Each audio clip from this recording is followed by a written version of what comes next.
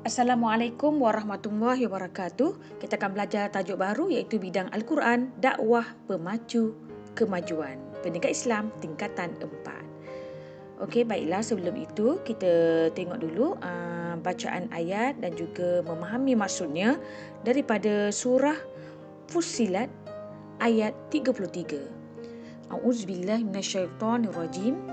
Wa man ahsanu qawlan mimman da'a ilallah. Dan tidak ada yang lebih baik perkataannya daripada orang yang menyeru kepada mengesahkan dan mematuhi perintah Allah. Wa amila solihan, serta dia sendiri mengerjakan amal yang soleh.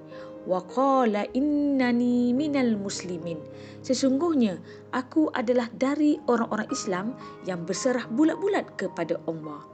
Daripada ayat ini ada 3 tuntutan ayat, iaitu yang pertama, berdakwah, beramal soleh, menjadikan Islam sebagai cara hidup. Jangan lupa subscribe saya punya channel.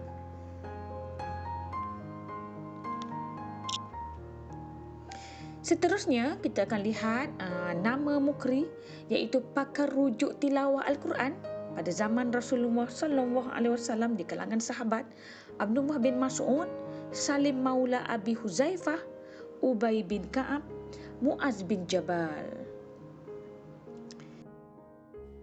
Jika kita lihat maksud dakwah ialah menyeru supaya melakukan perkara yang diperintahkan oleh Allah Subhanahu Wa Taala dan meninggalkan larangannya. Ada 3 tuntutan ayat yang perlu diamalkan oleh umat Islam daripada surah Al-Fussilat tadi. Apa dia? Yang pertama, berdakwah. Yang kedua, beramal soleh.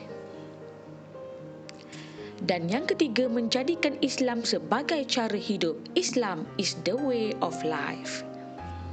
Jika kita lihat isi yang pertama, iaitu berdakwah. Berdakwah ialah mengajak dan menyeru manusia supaya takut kepada Allah Subhanahu Wa Taala dengan pendekatan terbaik.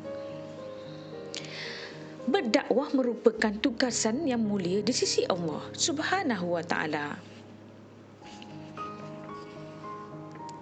Firman Allah Subhanahu Wa Taala, serulah ke jalan Tuhanmu dengan hikmah dan nasihat pengajaran yang baik dan bahaskanlah mereka secara yang baik.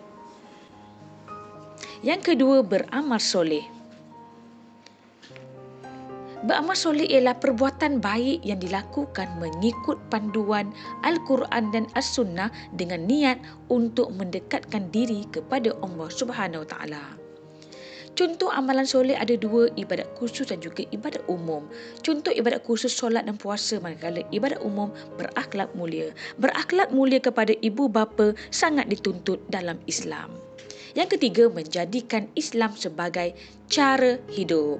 Islam is the way of life. Setiap Muslim dituntut supaya menjadikan Islam sebagai cara hidup, iaitu melaksanakan ajaran Islam dalam semua bidang kehidupan yang kita lalui setiap hari. Okey, nak dekat habis ni. Jom kita lihat pengajaran ayat daripada tajuk ini. Sebagai umat Islam, kita hendaklah berdakwah kerana dakwah ialah sunnah Rasulullah. Yang kedua, kita hendaklah beramal soleh supaya menjadi contoh kepada orang lain. Dan yang terakhir, kita hendaklah menjadikan Islam sebagai cara hidup yang sempurna. Islam is the way of life. Alhamdulillah, dah tamat. Syukran. Wabillahi taufiq wa hidayah. Wassalamualaikum warahmatullahi wabarakatuh. Bye.